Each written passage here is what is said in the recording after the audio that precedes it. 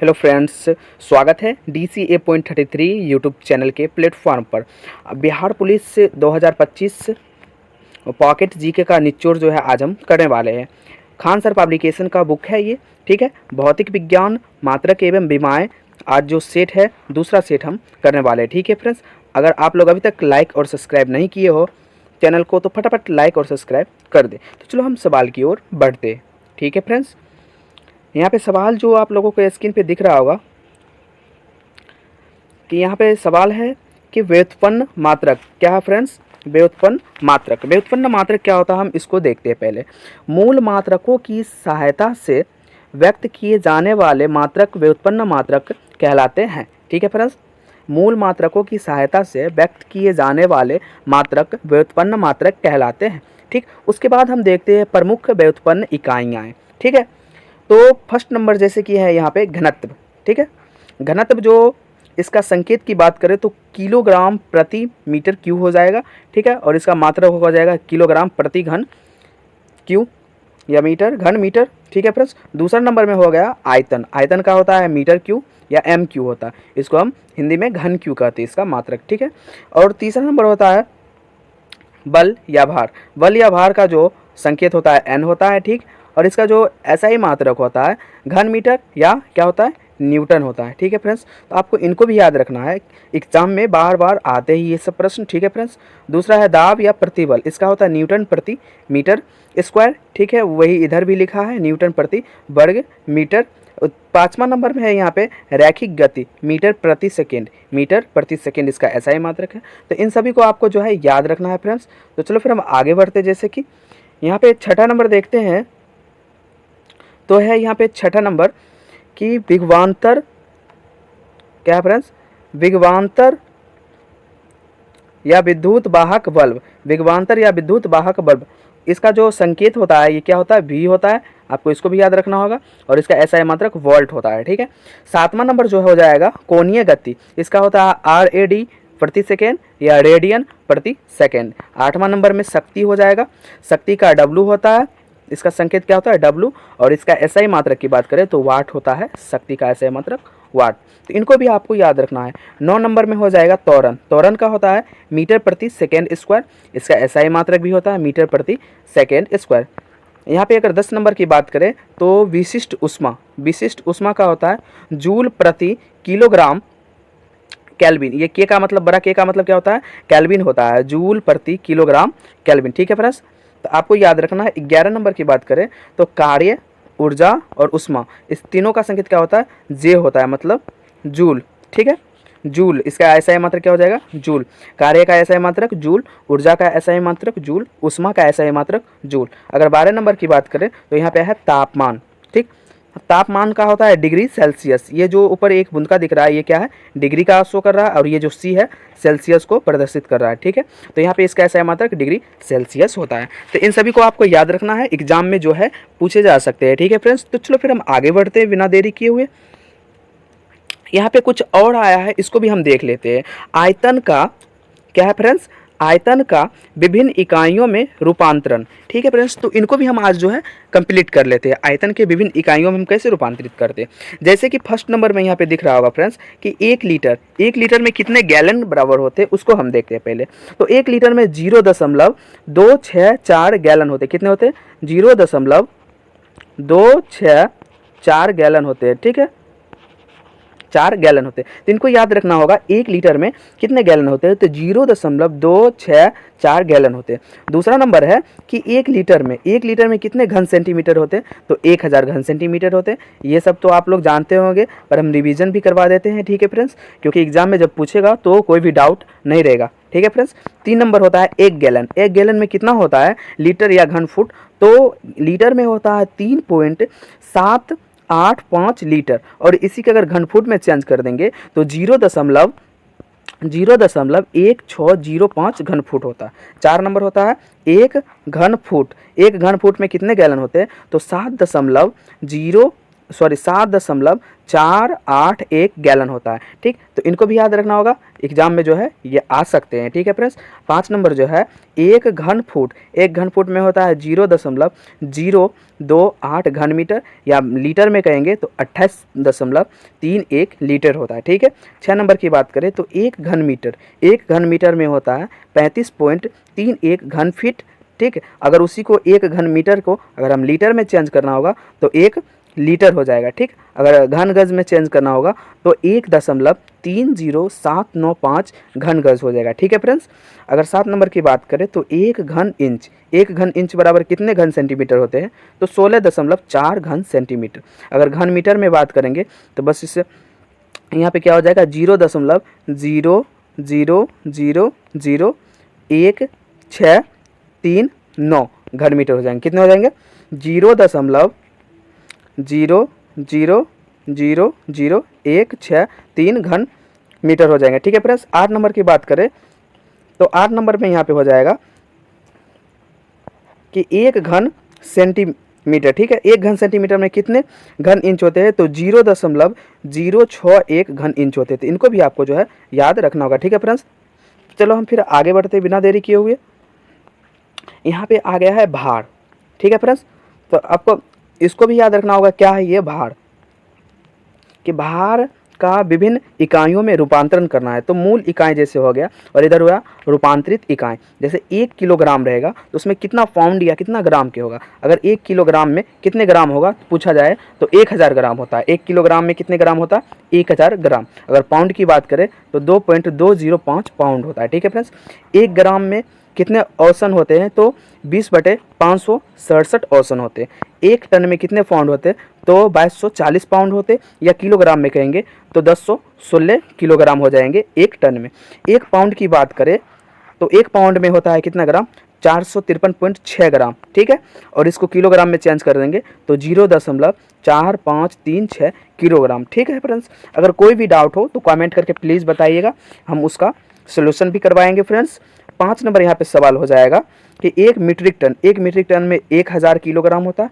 1 औसन में 28.35 ग्राम होता है। 1 क्विंटल में 100 किलोग्राम होता है। तो ये जो प्रश्न है यहाँ पे, ये जो VVI है प्रश्न, ठीक है फ्रेंड्स, बार बार पूछे जाते हैं कि 1 क्विंटल में कितने किलोग्राम होते हैं, तो यहाँ पे हो जाएगा 100 किलोग्राम। ठीक है। तो ये जो भार का भी खत्म हो गया। ठीक है फ्रेंड्स। और आयतन का था, ऊपर आयतन का भी हम चेक कर लिए। एक और बचा है दाब का, उनको भी हम देख लेते हैं। ठीक है फ्रेंड्स। तो यहाँ पे है दाब का विभिन्न इकाइयों में रूपांतरण। जैसे कि इधर है मूल इकाई। ठीक है फ्रेंड्स, क्या है इधर मूल इकाई, और इधर है रूपांतरित इकाई। मूल इकाई में हो गया फर्स्ट नंबर में 1 वायुमंडलीय दाब। क्या है, 1 वायुमंडलीय दाब की अगर बात करें तो उसमें होता है 14.7 पाउंड वर्ग इंच प्रति वर्ग इंच है। ठीक है। अगर इसी को किलो प्रति वर्ग सेंटीमीटर में कहेंगे तो 1.033 किलो प्रति वर्ग सेंटीमीटर। ठीक है। अगर आपको समझ में नहीं आ रहा है तो ये सब रिवीजन का चीज़ है, कॉपी पे आप लिखते जाइए साथ साथ और रिवीजन करते रहिएगा बार बार, जिससे कि आपको याद हो जाएगा। ठीक है। यहाँ पे दूसरा नंबर है 1 ग्राम प्रति घन सेंटीमीटर बराबर कितना होता है, तो 62.439 पाउंड प्रति घन फुट। ठीक है। 3 नंबर में हो जाएगा 1 किलोग्राम प्रति वर्ग मीटर बराबर होता है 0.20483 पाउंड वर्ग फुट। ठीक, उसी के बराबर अगर पाउंड वर्ग इंच में कहे तो 1.424243 गुने 10⁻³ पाउंड प्रति वर्ग इंच होता है। अगर 4 नंबर की बात करें 1 पाउंड वर्ग फुट में कितना होता है, तो यहाँ पे हो जाएगा 4.88267 पाउंड प्रति वर्ग इंच हो जाएगा। 1 पाउंड वर्ग इंच में कितना होता है, तो 703 किलोग्राम प्रति वर्ग मीटर होता है। अगर उसी को सेंटीमीटर में पूछे तो 0.0703 किलोग्राम प्रति वर्ग सेंटीमीटर हो जाएगा। 6 नंबर में अगर बात करें तो 1 किलोग्राम वर्ग सेंटीमीटर में कितना होता है, तो 14.225 पाउंड वर्ग इंच होता है। तो इन सभी थोड़ा डिफिकल्ट है पर आपको याद करना है क्योंकि एग्जाम में बार बार ये सब पूछे जाते हैं। ठीक है फ्रेंड्स। तो चलो फिर हम आगे बढ़ते हैं बिना देरी किए हुए फ्रेंड्स। अगर वीडियो बिल्कुल अच्छा लगे तो लाइक कर दीजिएगा और अपने दोस्त को भी शेयर कर दीजिएगा क्योंकि उनका भी एग्जाम में ये सब प्रश्न छूटे नहीं। ठीक है फ्रेंड्स। तो हम आगे बात कर लेते हैं लंबाई। लंबाई के बारे में बात करते हैं तो लंबाई का विभिन्न इकाइयों में रूपांतरण, इधर हो गया मूल इकाई और इधर हो गया रूपांतरित इकाई। 1 मीटर में क्या होता है कि 1 मीटर में 100 सेंटीमीटर होता है, 1000 मिलीमीटर होता है, 39.37 इंच होता है। तो आपको इनको भी याद रखना है। और फुट में बात करें तो 3.281 फुट होता है और गज में बात करें तो 1.094 गज होता है। 1 मीटर में कितने सेंटीमीटर होते हैं तो 100 सेंटीमीटर होता है। ठीक है फ्रेंड्स, अगर बात करें किस चीज़ का कि 1 मीटर में कितने मिलीमीटर होते हैं तो 1000 मिलीमीटर होते हैं। कितने इंच होते हैं 1 मीटर में तो 39.37 इंच होते हैं। फुट कितने होते हैं तो 3.281 फुट होते हैं। और गज की बात करें तो यहाँ पे हो जाएगा 1.094 गज होते हैं। तो इन सभी को आपको याद रखना है। दूसरा नंबर देख लेते हैं क्या है। दूसरा नंबर है 1 फुट। 1 फुट में क्या होता है इसको हम देख लेते हैं। ठीक है फ्रेंड्स, तो 1 फुट में 0.3048 मीटर होता है और 30.48 सेंटीमीटर होता है। ठीक है फ्रेंड्स, 1 किलोमीटर में क्या होता है, कितने मील होता है 1 किलोमीटर में तो हम बात कर लेते हैं तो 0.622 मील होता है। अगर फुट में बात करेंगे तो 3281 फुट होता है। और 1 किलोमीटर में आप लोग तो जानते हैं 1000 मीटर होता है। ठीक है, और 1 मीटर में 100 सेंटीमीटर होता है, 1000 मिलीमीटर होता है। इनको भी आपको याद रखना होगा फ्रेंड्स। ठीक है, तो चलो फिर हम आगे बढ़ते हैं। यहाँ पे 4 नंबर है 1 सेंटीमीटर में। 1 सेंटीमीटर में कितने इंच होते हैं तो 0.3937 इंच होते। कितने होते हैं 0.3937 इंच होते। 1 गज में कितने होते हैं तो 1 गज में 0.9144 मीटर होते हैं। 1 माइक्रोक्रॉन में कितने होते हैं, 1 माइक्रोन में कितने होते हैं तो 10⁻⁻6 मीटर, या इसके बराबर हम क्या कर सकते हैं 1/100 मिलीमीटर। या अगर मिलीमीटर में और इसको चेंज करना होगा अगर दशमलव की पॉइंट में तो 0.001 मिलीमीटर हो जाएंगे। ठीक है फ्रेंड्स, 1 मिलीमीटर बराबर कितना होता है 0.03937 इंच होता है। ठीक है, इंच में पूछेगा तो इतना होगा 1 मिलीमीटर में। ठीक है, 1 मील की बात करें 8 नंबर प्रश्न जो है 1 मील की, तो 1 मील में क्या होता है 1760 गज होता है। ठीक है, 5280 फुट होता है 1 मील में। ठीक, और किलोमीटर में बात करें तो ये 1600 मीटर हो जाएगा और किलोमीटर में 1.609 किलोमीटर की हो जाएगा। ठीक है फ्रेंड्स, तो इनको आपको याद रखना है। ठीक है, लंबाई का भी खत्म हो गया। तो चलो फिर हम आगे बढ़ते हैं फ्रेंड्स। जैसे कि यहाँ पे है कुछ मात्रकों का एक पद्धति से दूसरे पद्धति में मान, मात्रकों के एक पद्धति से दूसरे पद्धति में कैसे मान जाता है उनको फिर हमको देखना है। ठीक है फ्रेंड्स, जैसे कि 1 मील में 1.6 किलोमीटर होता है। ठीक है, जैसे कि 1 एंगस्ट्रम में 10⁻⁻10 मीटर होता है। इसका संकेत होता है ए के ऊपर एक बुनकर आता है, ऐसे था, इसी को क्या कहते हैं 1 एंगस्ट्रम। 1 एंगस्ट्रम में कितने होते हैं फ्रेंड्स, आप लोग को कमेंट करके बताना है 1 एंगस्ट्रम में कितने मीटर होते हैं। तो चलो फिर हम आगे बढ़ते हैं। दूसरा नंबर है यहाँ पे कि 1 नॉटिकल मील में होता है 1.85 किलोमीटर। 1 चेन में होता है 20.11 मीटर। ठीक है फ्रेंड्स, 1 लीटर में होता है 1000 घन सेंटीलीटर। 1 फैदम में होता है, ठीक है फ्रेंड्स, 1.8 मीटर या 6 फीट। फैदम क्या होता है किसी नेक्स्ट वीडियो बनाएंगे तो उसमें फैदम के बारे में हम चर्चा कर देंगे फ्रेंड्स। ठीक है, 1 औसन में होता है, अगर आप लोगों को पता है फैदम के बारे में तो कमेंट करिएगा। ठीक है फ्रेंड्स, 1 औसन में होता है 28.35 किलोग्राम। ठीक, 1 गज में होता है 3 फीट। ठीक है फ्रेंड्स, 1 इंच में कितना होता है 2.54 सेंटीमीटर। ठीक है, 1 फुट में कितना होता है 30 सेंटीमीटर। और 1 एकड़ में होता है 10⁻⁴ वर्ग। और 1 गज में होता है 91 सेंटीमीटर। ठीक है फ्रेंड्स, कितना होता है 91 सेंटीमीटर। 1 पाउंड में होता है 453.6 ग्राम।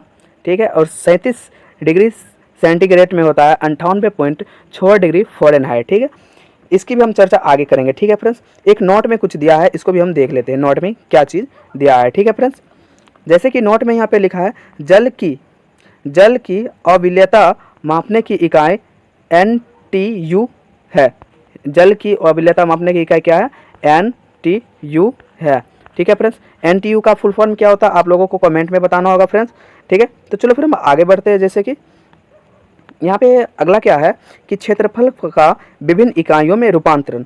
1 वर्ग मीटर बराबर कितना होता है क्षेत्रफल में, तो उसको हम देख लेते हैं। 1 वर्ग मीटर बराबर होता है फ्रेंड्स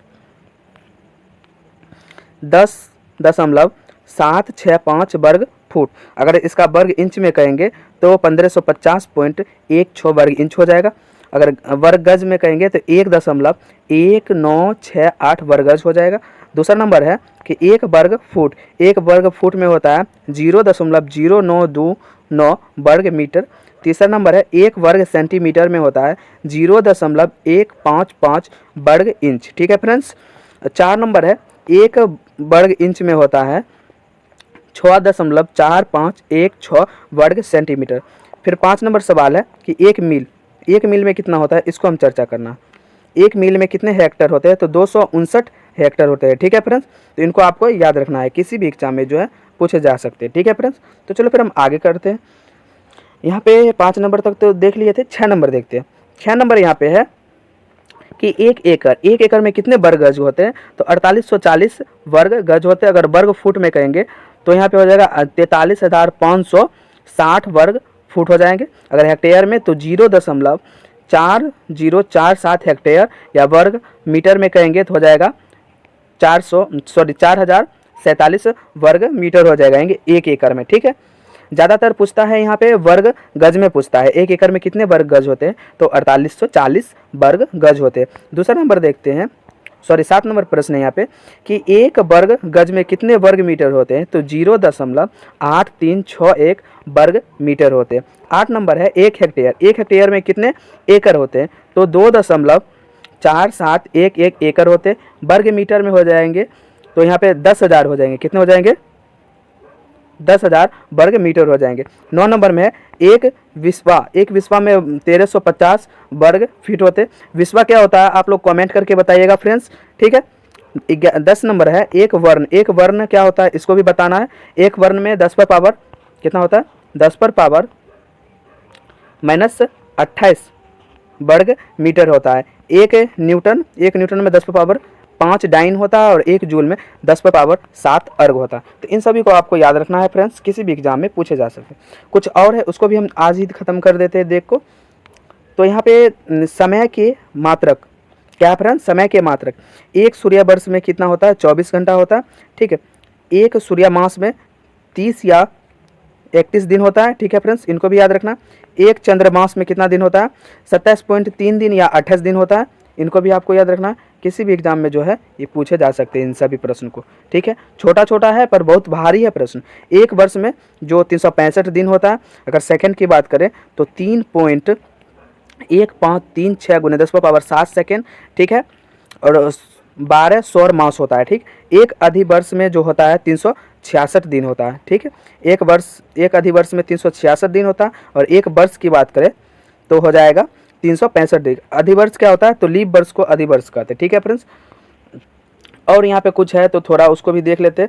जैसे कि यहाँ पे है ताप के मात्रक। ताप के तो यहाँ पे डिग्री फ़ारेनहाइट में दिया है। डिग्री फ़ारेनहाइट को अगर चेंज करना है तो कैसे करेंगे, सी यहाँ पे है। ठीक है, 9/5 + 32 करके यहाँ पे चेंज करेंगे। ठीक है फ्रेंड्स, ये जो है सूत्र हो जाता है। अगर यहाँ 0 डिग्री सेल्सियस, यहाँ पे सी का मतलब क्या होता है, सेल्सियस होता है, और एफ का मतलब फ़ारेनहाइट। 0 डिग्री सेल्सियस पे कितना केल्विन होता है, तो 273 केल्विन होता है। अगर इसी फ़ारेनहाइट में चेंज करना है तो 32 डिग्री फ़ारेनहाइट हो जाएगा। 100 डिग्री सेंटीग्रेड में कितना होता है, 212 डिग्री फ़ारेनहाइट होता है। 100 डिग्री सेंटीग्रेड में कितना होता है, तो यहाँ पे 373 केल्विन होता है। और यहाँ पे 40 डिग्री सेंटीग्रेड में है तो यहाँ पे -40 डिग्री है। -40 डिग्री सेंटीग्रेड में कितना होता है, तो -40 डिग्री फ़ारेनहाइट होता है। कुछ और है उसको भी आज हम देख के चर्चा करके ख़त्म कर देते हैं। बचा है बीमाएँ के लिए हम सोचे थे नेक्स्ट वीडियो में बना देंगे, पर इसी में हम ख़त्म कर देते हैं। ठीक है फ्रेंड्स, तो बीमाएँ क्या है, यहाँ पे राशियाँ दिया है, बीमा दिया है, राशियाँ और बीमा। ठीक है, ये बहुत बड़ा हो जाएगा वीडियो, कोई बात नहीं, आपको बिल्कुल अंत तक बना रहना है। इसी तरह कोनिया बेग का बीमा क्या होता है, तो T-1 होता है। ये कैसे होता है तो हम एक वीडियो बनाएंगे, उसमें बिल्कुल डिटेल्स से आपको बिल्कुल आसानी शब्दों में हम बता देंगे। ठीक है फ्रेंड्स, इधर देख लिए। उसके बाद देखते हैं इधर घनत्व का बीमा होता है ML-3। कोनिया त्वरण का T-2। गतिज ऊर्जा का हो जाएगा M1 L2T2 होता है। ठीक, रेखीय संवेग का MLT-1 होता है। दाब का हो जाएगा ML−T-2। तो इनको आपको याद रखना अभी सिर्फ, ठीक है। हम नेक्स्ट वीडियो में बता देंगे ये सब कैसे होता है, ठीक है फ्रेंड्स। कोणीय संवेग की बात करें तो ML2T-1 हो जाएगा। प्रतिबल का होता है बिल्कुल सेम, दाब और प्रतिबल बिल्कुल सेम हो जाता है इसका, ML−T-2 होता है। बल का होता है ML-T-2। बल आघूर्ण का होता है ML2T-2। इसमें बहुत अंतर है बल और बल आघूर्ण में, ठीक है। आप देख सकते हैं इधर कितना अंतर है फ्रेंड्स, और ये कैसे हो जाता है अंतर हम सब बताएंगे, ठीक है फ्रेंड्स। जड़त्व आघूर्ण का होता है ML2, ठीक है, और कार्य का हो जाएगा ML2T-2। शक्ति का होता है बीमा ML2T-3, और आवेग की बात करें इसका हो जाएगा ML-T-1, ठीक है फ्रेंड्स। कुछ और है, इसको भी हम देख लेते हैं फ्रेंड्स। जैसे कि यहाँ पे शक्ति तक तो हम देख लिए थे, उसके बाद यहाँ से देखते हैं फ्रेंड्स। प्रत्यास्थांक गुणांक का होता है ML1T-2। पृष्ठ तनाव की बात करें तो MT-2 होता है, ठीक है फ्रेंड्स। सन्यता गुणांक का बात करें तो ML1T-1 होता है। वेग या चाल की बात करें तो L1T-1 होता है। गुप्त उष्मा है यहाँ पे, गुप्त उष्मा का हो जाएगा यहाँ पे बीमा L2T-2। विशिष्ट उष्मा की हो जाएगा L2T-2, यहाँ पे हो जाएगा θ-1, ठीक है। गुरुत्वीय नियतांक मतलब कैपिटल G का जो हो जाएगा M-1 L-3 T-2 हो जाएगा। उष्मा चालकता गुणांक मतलब K का हो जाएगा ML-T-3 θ-1। वोल्ट समान नियतांक का हो जाएगा ML2T-2 θ-1, ठीक है। तो इन सभी को आपको जो है याद रखना। इधर पृष्ठ तनाव का हो गया है। क्षेत्रफल का हो जाएगा L2 हो जाएगा। त्वरण का हो जाएगा L1T-2, ठीक है फ्रेंड्स। अगर और बात करें उष्माधारिता को तो उष्माधारिता का हो जाएगा ML2T-2 θ-1, ठीक है फ्रेंड्स। ऊपर कर लेते हैं, उसके बाद देखते हैं आवृत्ति। आवृत्ति का T-1 होता है। गैस नियतांक मतलब कैपिटल R का हो जाएगा ML2T-2 θ-1। प्लांक नियतांक, ठीक, प्लांक नियतांक स्मॉल h, इसका संकेत स्मॉल h होता है। प्लांक नियतांक इसका हो जाएगा ML2T-1। आयतन का हो जाएगा यहाँ पे L3, ठीक है। आयतन का क्या हो जाएगा L3। यहाँ पे कुछ लिखा है कि बीमाहीन राशियाँ विकृति मतलब जिसका बीमाएँ नहीं होते उसके, जैसे कि हो गया विकृति, आपेक्षित घनत्व, कोण, ठीक है। इन सभी का जो है बीमा नहीं होता है, ठीक है फ्रेंड्स। अगर आप लोगों को ये जो बिल्कुल अच्छे से समझ में आ गया होगा तो वीडियो को लाइक करिएगा फ्रेंड्स, ठीक है। तो थैंक यू सो मच। फिर मिलते हैं हम किसी नेक्स्ट वीडियो में। आज के लिए इतना ही, ठीक है फ्रेंड्स। अगर वीडियो ज़रा सा भी पसंद आए तो अपने दोस्त को भी शेयर कर दीजिएगा। Thank you so much.